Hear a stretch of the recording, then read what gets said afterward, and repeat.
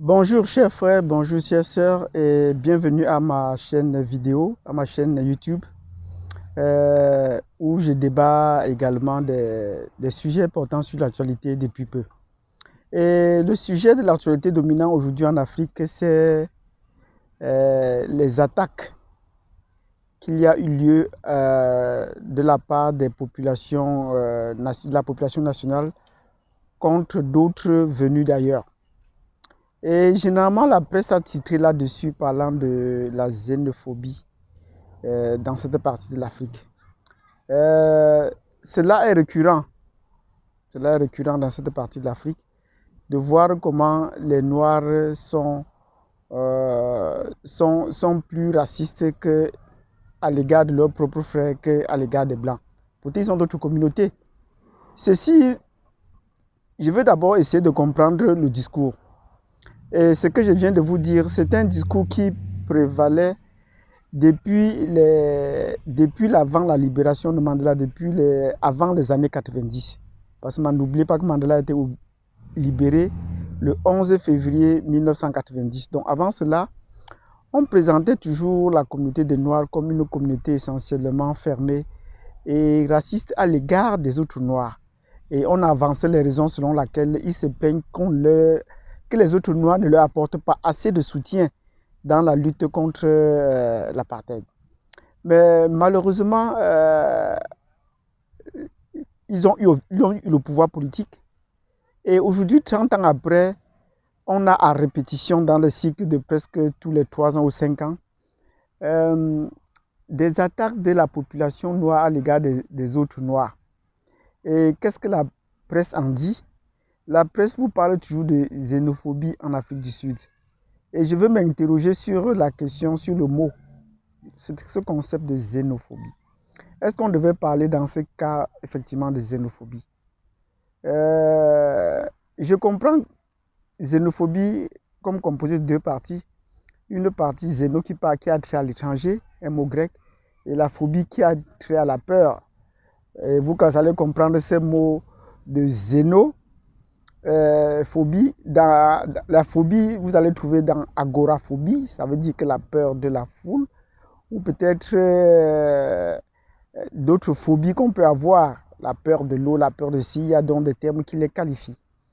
Donc, si on prend ces termes tels que la presse la diffuse, on est en train de s'inquiéter de quelque chose parce que là, quand on a peur de quelque chose, on ne va pas vers cette chose-là.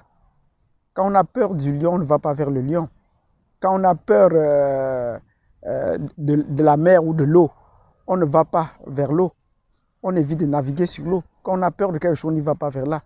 Ben, si effectivement la population noire avait peur des autres noirs, ils ne seraient pas allés les attaquer.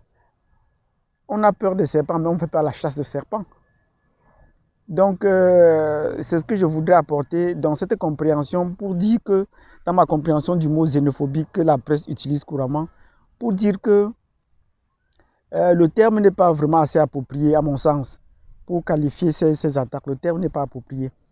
Parce que vous voyez, la presse occidentale, chaque fois qu'il y a une situation en Afrique, on essaie de trouver des concepts un peu flous, mais quand on regarde dans la réalité, on se rend compte que ce n'est pas ça.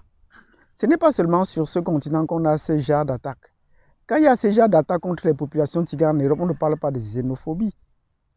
Ce sont des populations européennes pourtant blanches. On ne parle pas de xénophobie. On trouve d'autres termes pour les qualifier, mais dès que c'est en Afrique, le premier terme sort, c'est de la xénophobie. Non, moi je pense que le terme n'est pas approprié. Il faut voir à partir de là, comment est-ce que nous avons été formés. Comment est-ce que nous avons été formés? Nous continuons toujours à reproduire les modèles de pensée ou les vocabulaires qui ne sont pas les nôtres dans des situations inappropriées. Ce n'est pas ça de ça qu'il fallait en parler. Si, effectivement, la population noire en Afrique du Sud avait tellement peur des étrangers noirs qui viennent chez eux, ils ne seraient pas allés les attaquer. Ils ont peur des Blancs. Ben, ils n'ont jamais attaqué les Blancs, ils ne sont jamais coalisés pour attaquer les Blancs. Pourtant, ils savent effectivement que les Blancs sont minoritaires. Donc, depuis 1990, ils sont majoritaires, ils ont accès à beaucoup d'avantages, sauf certains, qu'on va énumérer tout à l'heure, sauf certains. Et jusque-là, ils n'ont pas pris le courage à deux mains d'aller attaquer les populations qui continuent de les opprimer. La population blanche et notamment la population indienne. Jusqu'à présent, 90% des ressources du pays, des ressources financières, naturelles du pays, sont sous le contrôle de la population blanche et surtout de la population indienne. La population blanche basée au Cap et la population indienne basée à Durban. Donc voilà les principales zones qui devaient aller faire l'attaque. Mais les Blancs sont tranquilles dans leur coin, ils savent qu'ils ne peuvent pas venir les attaquer. Tout cela réside au niveau du mental, c'est comme ça qu'on les a éduqués. Donc, et le problème, c'est le sens du leadership. Quand les leaders laissent faire et voient toujours peut-être que c'est les étrangers, mais qui sont les étrangers en Afrique du Sud? Ce n'est pas les Zimbabwéens qui les ont aidés dans le combat. Ils ont des vrais étrangers chez eux, ben, ils laissent pour aller s'attaquer à leurs propres frères.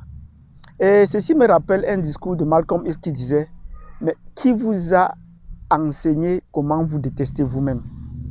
Qui vous a enseigné comment détester votre couleur de peau? Qui vous a enseigné comment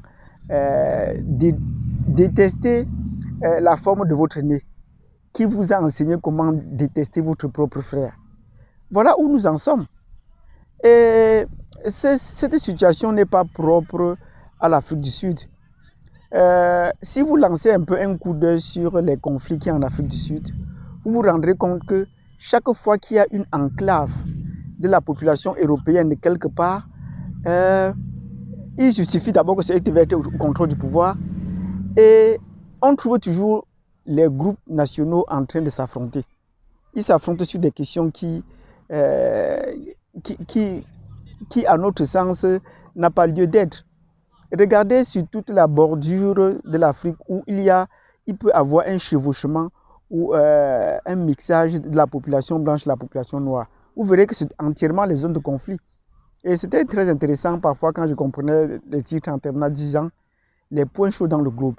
Les zones chaudes dans l'Afrique, c'est généralement les zones où il y a tendance de ce mixage de la population. Regardez le Sénégal et la Mauritanie. Voilà, une zone de conflit l'attend depuis. Il manque juste d'avoir une guerre ouverte. Et regardez ce qui s'est passé tout récemment au Mali. C'est toujours lié à ça. Il faut mettre une frontière pour séparer. Regardez ce qui s'est passé au Tchad. Regardez ce qui s'est passé au Soudan. Donc vous voyez sur toute la lisière, sur toute la distance, dès qu'il y a un petit mélange entre la population blanche et la population noire, on voit tous les noirs en train de s'entretuer. De leur dire que c'est eux qui n'ont pas fait ci, c'est eux qui n'ont pas fait cela. D'ici là, les derniers piliers de l'apartheid, qui sont les piliers économiques, les piliers financiers, les piliers militaires, n'ont jamais été attaqués. Ça veut dire que 30 ans après la prise du pouvoir par les Noirs, ils sont toujours à la marche. Ils n'ont jamais pu avoir accès aux ressources financières dont ils ont besoin. C'est tous les Blancs qui les contrôlent. La bourse de Johannesburg, le pouvoir militaire, c'est toujours les Blancs qui les contrôlent. Et même toutes les autres situations, c'est toujours eux qui les contrôlent. Donc vous voyez que ce sont des situations très très difficiles à résoudre. Et ce travail repose sur l'éveil de notre conscience. L'éveil de notre conscience africaine. Qui sommes-nous exactement? Pourquoi est-ce que nous voulons toujours nous détester les uns les autres? On laisse toujours l'étranger et on va toujours s'attaquer à notre propre frère. Donc nous disons que le problème réside au niveau de la prise de conscience. Et j'ai l'occasion sur cette chaîne de pouvoir attirer l'attention sur certaines faussetés ou certains non-dits qui sont liés aux mensonges qui sont diffusés. Nous devons prendre conscience que est-ce que parfois ce qu'on dit est vrai? Ce n'est pas toujours vrai. Ce qu'on dit parfois n'est pas toujours vrai. Surtout les médias occidentaux, ce n'est pas toujours vrai. Ils essaient de construire des faux modèles dans notre esprit et on arrive à des situations où on se déteste les uns les autres et ça leur permet de pouvoir gérer nos ressources tranquillement. D'ici à là, pour dire que 50 ans après la libération de Mandela, ils n'ont pas pu, les Noirs ne parviennent pas à s'entendre, il faudrait qu'ils reprennent le pouvoir. Ce n'est pas loin. Ce n'est pas loin. Et c'est comme ça, dans certains pays d'Afrique noire, on trouve aujourd'hui des situations où on demande qu'il faudrait qu'on vienne carrément recoloniser l'Afrique. Et les Africains sont pour. Comme pour la question du franc CFA dans les zones francophones, où on appelle à une extinction ou une disparition de cette monnaie, Mais des gens sont en train de réclamer qu'il faut plutôt l'étendre. Voilà. Donc, c'est nos propres frères qui vont être utilisés dans ce sens.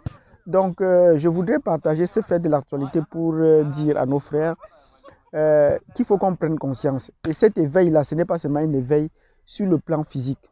C'est d'abord un éveil sur le plan mental. C'est un éveil sur le plan mental. Qu'est-ce que nous faisons pour se rendre maître de notre propre pensée? Nous ne faisons rien pour cela. Nous ne faisons rien pour cela. On est toujours ouvert au discours étranger qui tente de nous diviser. Sur ce, je ne veux pas être trop long. Je vous prie de pouvoir partager, si ceci vous a plu, de faire des suggestions et surtout de cliquer sur la cloche de notification. J'attends votre feedback pour en savoir davantage si j'ai avancé ou si cela permet de faire avancer la réflexion ou s'il y a une autre piste à emprunter.